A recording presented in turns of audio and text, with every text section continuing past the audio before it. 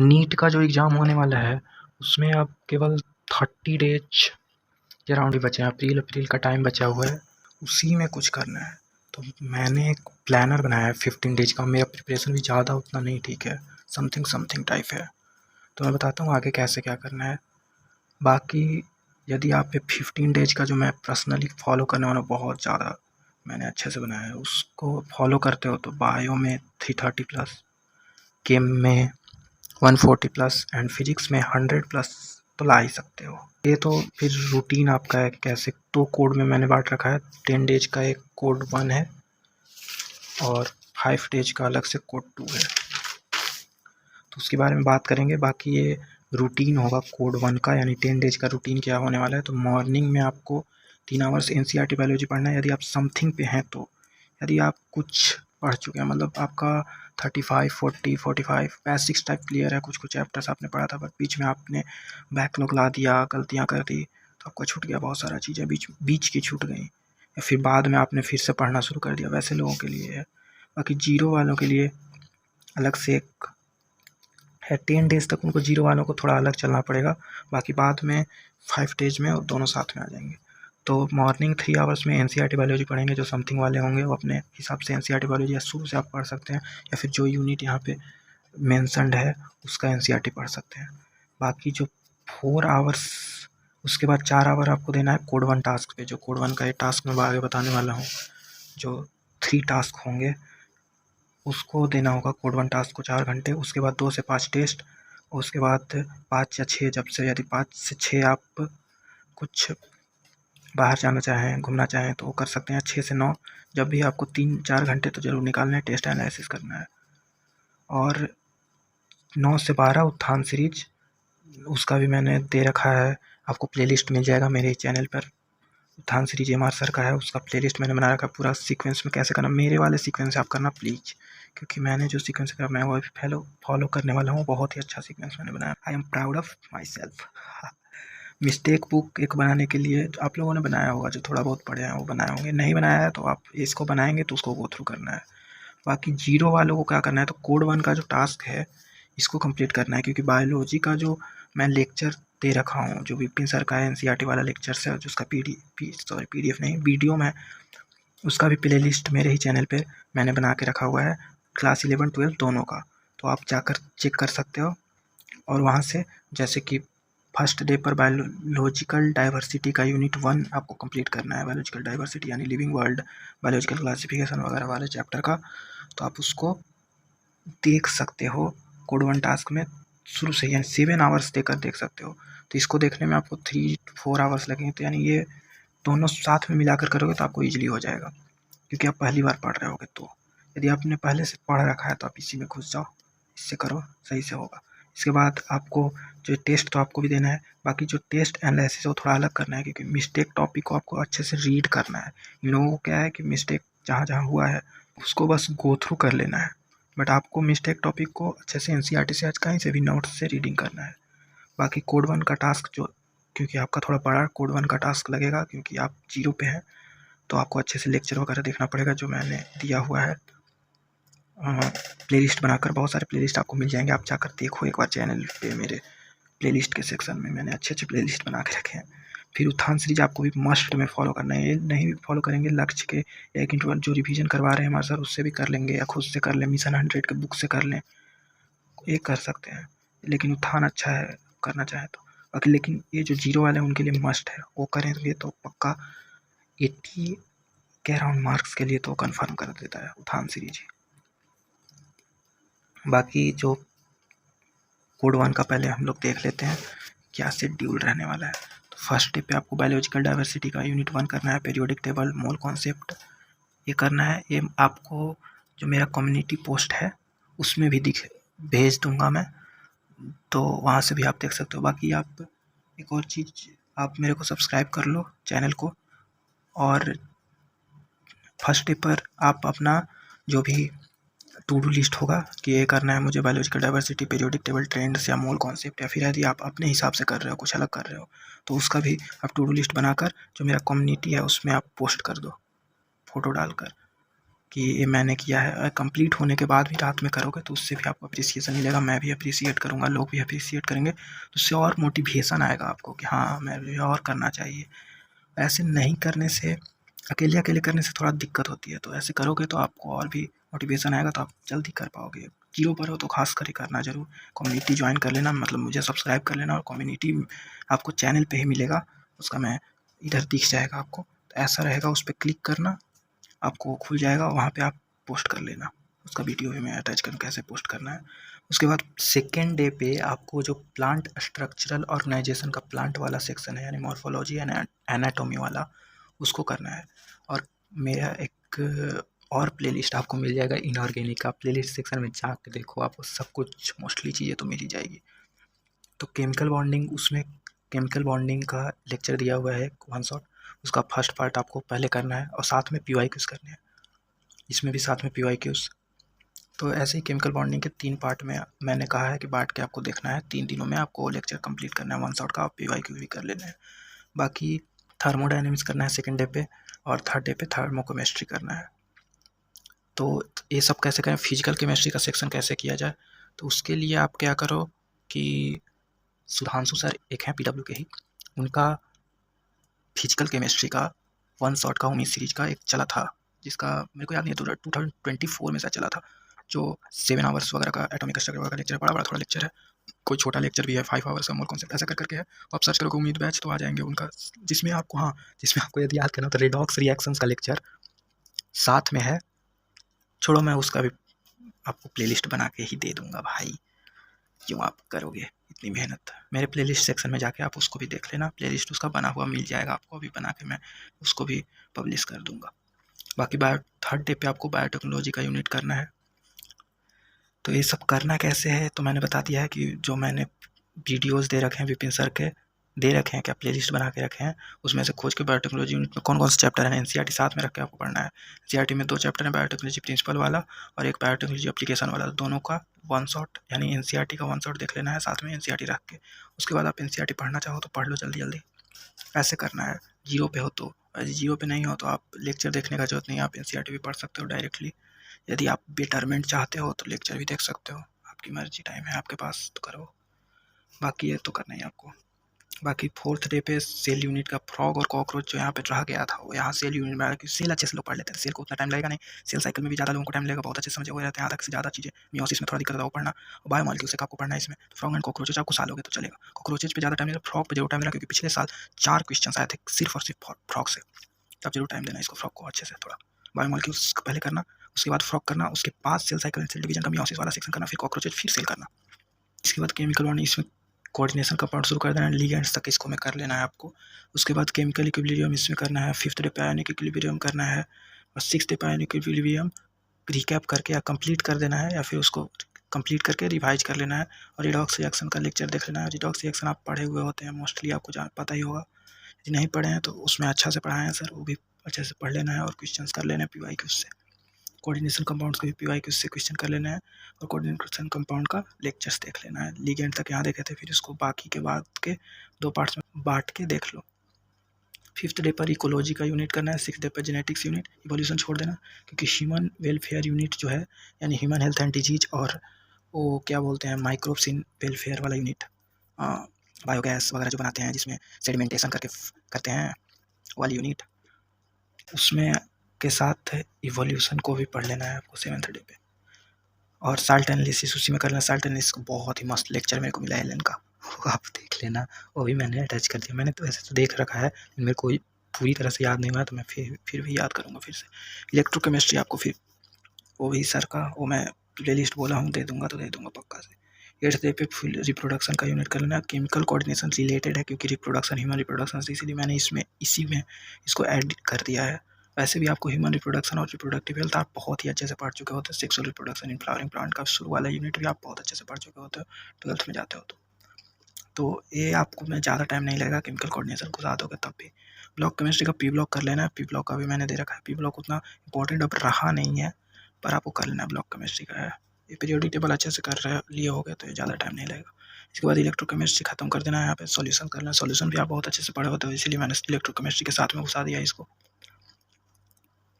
इसके बाद plant physiology, neural control बहुत छोटा बचा है अब, तो उसके साथ प्लांट फिजियोलॉजी को भी कर लेना और ब्लॉक केमिस्ट्री में डी ब्लॉक कर लेना, केमिकल काइनेटिक्स। इसके बाद एनिमल फिजियोलॉजी के जितने भी बचे हुए excretion, body fluid, breathing, locomotion, ये सब सारे कर लेना है इसमें। और इसी के साथ तुम्हारा बायोलॉजी खत्म। हाँ, इकोलॉजी भी तुमने कर ही लिया, सब खत्म। इसके बाद ब्लॉक केमिस्ट्री का एफ ब्लॉक जो है वो कर लेना है तुमको, एफ ब्लॉक वाला पूरा। डी ब्लॉक कर लिए थे, ब्लॉक कर लोगे तो तुम्हारा इनऑर्गेनिक भी खत्म ही हो गया। एटॉमिक स्ट्रक्चर लास्ट तुम्हारा चैप्टर बचा होगा, वो ज़्यादा तुमको लगेगा नहीं टाइम, उसका भी मैं दे दूंगा, वो भी देख लेना। कंप्लीट हो गया और क्या, कोड 1 तुम्हारा कंप्लीट हो जाएगा 10th डे तक। उसके बाद 11th डे को कोड ब्रेक लेना है, मतलब कोड 1 के बाद 10 डेज बहुत तुम पढ़े रहोगे, बहुत ज़्यादा एकदम। देख रहे हो कितने ज़्यादा पढ़ना पड़ेगा भाई, 12 आवर्स से भी ज़्यादा, 12 आवर्स बहुत कम हो गया अब तो, 14-15 आवर्स पढ़ने पड़ेंगे, 14 आवर्स। हाँ, बस डरा नहीं रहा हूँ भाइयों, पढ़ना है तो पढ़ना है। कोड ब्रेक में आपको देना है 2 टेस्ट, 2 टेस्ट देने होंगे कोड ब्रेक के दिन, यानी 11th डे पे 2 टेस्ट देना है। एक सुबह में टेस्ट देना है 9 से 12 कर सकते हो, और एक शाम में जो देते ही हैं 2 से 5। दोनों का एनालिसिस फिर करना है। ये उस दिन का आप शेड्यूल नहीं रहेगा कुछ, उस अपने हिसाब से 2 टेस्ट जरूर देना है। दोनों का स्कोर आपको मेरा जो कम्युनिटी पोस्ट मैंने जो पहले बताया उसमें जाकर, उसमें अपना फ़ोटो लेकर अपने स्कोर का और डालना है, ताकि लोगों को आप कम आ रहा है तो भी आप डालो, ज़्यादा आ रहा है तो भी आप डालो। कम आ रहा है तो लोग आपको सजेस्ट करेंगे कि इसमें ऐसे करो ऐसे करो, तो उससे आपका शायद और अच्छा हो। यदि ज़्यादा आ रहा है तो लोग मोटिवेट होंगे और आपको भी अप्रिशिएट करेंगे, तो आपको भी मोटिवेशन मिलेगा। इसके बाद ये जो है एक कोड 2 का है। कोड 2 में आपको क्या करना है, तो कोड 2 में मॉर्निंग 3 आवर में, ये दोनों के लिए 0 समथिंग, अब 0 वाले भी अब समथिंग पे आ चुके होंगे उस समय तक, तो उन लोगों के लिए अब सेम हो गया, सारे लोग समथिंग समथिंग हो गए। ऐसे ये लोग समथिंग वाले तो प्रो लेवल हो गए, फिर भी समथिंग में ही आ रहे हैं अभी तक। तो मॉर्निंग 3 आवर्स वाले में आपको एनसीईआरटी बायोलॉजी पढ़ना है, देन 4 आवर्स तक आपको कोड 2 का टास्क करना है। कोड 2 का टास्क इधर है, जिसमें मेनली ऑर्गेनिक आपको दिखेगा, फिजिक्स के इंपॉर्टेंट टॉपिक्स। तो एनसीईआरटी बायोलॉजी में कुछ लोगों का डाउट होगा कि क्या पढ़ेंगे आप, तो सब कंप्लीट कर लिए। तो जो जो आपका वीक टॉपिक है, टेस्ट से आपको पता चल ही जाएगा वीक क्या है, वो करेंगे। या फिर यदि आपको नहीं समझ में आ रहा है तो आप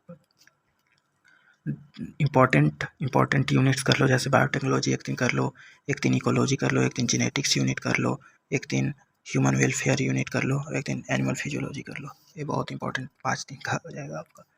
बाकी आप वीक वाले कर सकते हो तो ज़्यादा अच्छा रहेगा। बाकी एक मिस्टेक बुक तो ज़रूर बना, मिस्टेक बुक मैंने बताया है, उसका भी मैं वीडियो जल्दी में ही मैंने रिकॉर्ड कर लिया है, तो उसका वीडियो भी आ ही जाएगा। मिस्टेक बुक कैसे बनाना है मैं ऑलरेडी बनाता हूँ, कुछ समय से बनाने लगा हूँ मैं भी, पहले तो नहीं बनाता था मैं भी। इसके बाद टेस्ट और टेस्ट एनालिसिस आपको करना है अभी तो। उसके बाद तो फिर 9 से 12 बजे तक आपको उद्यान सीरीज एमा सर का जो आप पहले से देख रहे थे वो देखना है। 10 दिन में आपको इतने ज़्यादा कॉन्फिडेंस आ जाएगा उद्यान सीरीज यदि आप देख रहे हो तो, जो मैंने बना रखा है उस हिसाब से, तो आप 10 दिन में ही बहुत ज़्यादा चीज़ कंप्लीट कर चुके होगे। और उससे आपको इसमें भी हेल्प मिलेगा, जो फिजिक्स का इधर टॉपिक इंपॉर्टेंट दिया हुआ है उससे करने में भी। बाकी जो बहुत ज़्यादा प्रो हैं वो लोग लक्ष्य नीट का या 2.0 रिवीजन एम आर सर का देख सकते हैं, या फिर कुछ लोग तो दोनों देखना चाहते हैं होंगे, क्योंकि सब कुछ करना होता है, वो लोग भी कर सकते हैं। जाओ यार करो। इसके बाद मिस्टेक बुक जरूर बनाना, जिसका वीडियो मैं 1-2 दिन में आ ही जाएगा, क्योंकि वो मैंने अच्छे से नहीं बनाया, तो मैं शायद वापस बनाऊँगा, या फिर एडिट नहीं किया हूँ, हाँ एडिट तो नहीं किया हूँ, वही करूँगा। इसके बाद कोड 2 का टास्क फिजिक्स का यदि बचा हुआ है, क्योंकि जो 0 वाले हैं उसके लिए तो बचा ही हुआ होगा, तो वो करना है। और जिसका नहीं बचा हुआ है वो बायोलॉजी पढ़ लेना, और ज़्यादा नंबर लाने के लिए। इसके बाद कोड 2 में है क्या, कोड 2 का टास्क क्या क्या है। 12th डे पे आपको रिएक्शन में एक आपको फ्रॉम 0 टू हीरो वाला एक मिल जाएगा आपको ऑर्गेनिक का प्लेलिस्ट, और एक नॉर्मल ऑर्गेनिक का प्लेलिस्ट मिलेगा, फुल ऑर्गेनिक केमिस्ट्री ऐसा करके। तो उसको जो फुल ऑर्गेनिक केमिस्ट्री नॉर्मल वाला है वो समथिंग वाले के लिए कुछ थोड़ा बहुत जाता हो, जीओसी का आता हो, आइसोमेरिज्म आता हो, थोड़ा बहुत रिएक्शन रटे हुए हों उनको, या फिर आइसोमेरिज्म नोमेनक्लेचर, जीओसी का थोड़ा बहुत आता हो, आइसोमेरिज्म नोमेनक्लेचर थोड़ा बहुत आता हो, सब कुछ थोड़ा बहुत आता है, तो उनके लिए ये वाले हैं। और जिनको एकदम नहीं आता है, आईपीएससी केवल आता होगा, या फिर आइसोमेरिज्म जीओसी एकदम कुल है, उनके लिए 40 वाले हैं। तो उनको क्या करना है, ये तो सबको करना है। जो फर्स्ट वाला है ना रिएक्शन मैकेनिज्म, वो दोनों के प्लेलिस्ट में आपको मिलेगा, और दोनों को करना है। पीओसी भी दोनों में मिलेगा, दोनों का शायद पीओसी अलग अलग है, तो वो भी आपको करना ही है, नहीं शायद एक ही है, तो भी करना है। ये तो सेम है, आपको करना ही है। बायोमॉलिक्यूल्स दोनों का अलग है, एक का थोड़ा डिटेल्ड में है, एक का नॉर्मल है, क्योंकि जो क्वेश्चन आते हैं तो दोनों का सेम टाइप है। जो आप देखना चाहें दोनों में जाकर देख सकते हो। बाकी जीरो वालों के लिए IUPAC आपको करना है 12th डे पे, 13th डे पे GOC1 करना है, 14th डे पे GOC2, 15th डे पे GOC3, GOC होगा यार हाँ, और 16th डे पे थोड़ा बड़ा लेक्चर है आइसोमेरिज्म का, वो आपको अच्छे से करना होगा बैठ के। बाकी जो समथिंग वाले हैं मेरे जैसे थोड़ा बहुत जानते, थोड़ा बहुत कुछ कुछ तो पता ही, उनको हैलोकिल्स एंड हॉलोजेंस करना है 12th डे पे, और आइसोमेरिज्म करना है। ये जीरो वालों के लिए नहीं है, जो थोड़ा बहुत जानते हैं उनको आइसोमेरिज्म करना है 12th डे पे साथ में रिएक्शन मैकेनिज्म के बाद। अल्कोहल फिनोल ईथर करना है 13th डे पे, 14th डे पे डिहाइड कीटोन कार्बोक्सिलिक एसिड करना है जो लेक्चर दिया हो, उसके बाद PYQs करने हैं, और GOC करना है, GOC का भी दिया हुआ है, GOC का बहुत अच्छा है। इसके बाद हाइड्रोकार्बन करना है, और 16th डे पे अमीन्स करना है, बायोमास जो करना है ये। और ये जो है इंपॉर्टेंट टॉपिक्स हैं, 100+ आपको लाने हैं फिजिक्स में, तो ये तो करंट इलेक्ट्रिसिटी इससे काफ़ी क्वेश्चन आता है, रुको मैं दिखा ही देता हूँ यार। करंट इलेक्ट्रिसिटी देखो 45 क्वेश्चंस, इसमें आप देखोगे ना तो एक EMI और AC ही थोड़ा आगे बढ़ा है इससे, बाकी सबसे ज़्यादा में सबसे ज़्यादा है 45 क्वेश्चंस। तो EMI AC भी इसीलिए मैं रखा हूँ 15th डे पे, EMI AC और EMF तीनों मिलाकर है 15th डे पे। बाकी 13th डे पे मॉडर्न फिजिक्स करना है, जो कि सारा मिला के वो भी 60 के राउंड पहुँच जाता है, तो मॉडर्न फिजिक्स भी कर लेना है आपको। 3 चैप्टर्स हैं उसमें, ड्यूल नेचर वाला, और फिर एटम्स और एक न्यूक्लियाई। 14th डे पे सेमीकंडक्टर्स करना है, जो कि अच्छा चैप्टर है, वो किले आपको कितना नंबर देता है, 42 मार्क्स दे देता है, 42 मार्क्स सेमीकंडक्टर्स। इसके बाद EMI AC तो मैंने बताया ही दिया, तो 49 सबसे ज़्यादा था। इसके बाद यूनिट्स एंड मेजरमेंट और KTG थर्मोडायनेमिक्स कर लेना, वो भी अच्छा, छोटे छोटे चैप्टर्स है सारे। थर्मोडायनेमिक्स तो आप उसमें पढ़ ही चुके होगा, तो मोस्टली आपको आइडिया होगा ही। यूनिट्स मेजरमेंट 22, यहाँ पे एक्सपेरिमेंटल वाले भी उसी के हैं, तो 9 22 9 कितने हुए, 31, 9 2 11 हाँ 31। और इसके बाद थर्मल प्रॉपर्टीज के 12, ये तो थोड़ा कम है सॉरी, थर्मोडायनेमिक के 20 और काइनेटिक थ्योरी के 25। काइनेटिक तो बहुत छोटा चैप्टर है, थर्मोडायनेमिक्स भी आपको बहुत आसान लगेगा। 20 25 यहीं 45 हो गया, 22 यहाँ 60 के आसपास पहुँच गया। तो ये आप छोटे छोटे चैप्टर से तीनों ये आपको कर लेने हैं। ये इसमें थोड़ा ज़्यादा टाइम लगेगा आपको आइसोमेरिज्म को 16th डे के जीरो वालों के लिए, तो उनके लिए मैं कहना चाहूँगा कि 16th डे आपके लिए बहुत बड़ा टास्क होने वाला है, तो 9 to 12 से आपको ज़्यादा भी जागना पड़े, कंप्लीट करके ही सब लोग सोना भाई, ये मैं कहूँगा बस। बाकी ये इतना फॉलो कर लेते हो और रोज़ का कम्युनिटी में डालते रहते हो, तो उससे और ज़्यादा आपको रोज़ का मोटिवेशन मिलेगा। खासकर मैं अपने फ्री टाइम में सोचा हूँ कि मैं कम्युनिटी देखूँगा, ताकि मैं खुद भी मोटिवेट हूँ कि वाह क्या पढ़ रहे हैं मेरे दोस्त लोग। बाकी आप लोगों को भी मैं लिखूँ, अच्छे अच्छे कमेंट लिखूँगा, ताकि आप भी मोटिवेट हो, तो इससे हमारा दोनों का चलेगा। यदि आप सिंसियर हो तो आप ज़रूर प्लीज़ कमेंट करना इस वीडियो पे कि I will follow this everyday NEET challenge. तो हम लोग फॉलो करेंगे 15 डेज का, 15 डेज यानी 16 डेज समझो। उसके बाद एक दिन शायद इसमें भी 2 ब्रेक लेंगे और 2 टेस्ट लेंगे 17 डे पे, वो मैं बताऊंगा। 16th को या 17th को एक वीडियो आ जाएगा। उसके बाद क्या करेंगे हम लोग, उसका एक वीडियो बनाएंगे जिसमें कैसे रिवीजन करेंगे पूरा का। और उस समय तक हम लोग सारे समथिंग वाले भी प्रो में चल जाएंगे, प्रो चल ही चुके होंगे 10th डे के बाद, और जीरो वाले तो एकदम प्रो, दोनों लोग प्रो में पहुंच जाएंगे। तो हम लोग शायद ये सारे चीज़ें 16 17 18th डेज के बाद जो टेस्ट दे रहे होंगे उसमें ला रहे होंगे।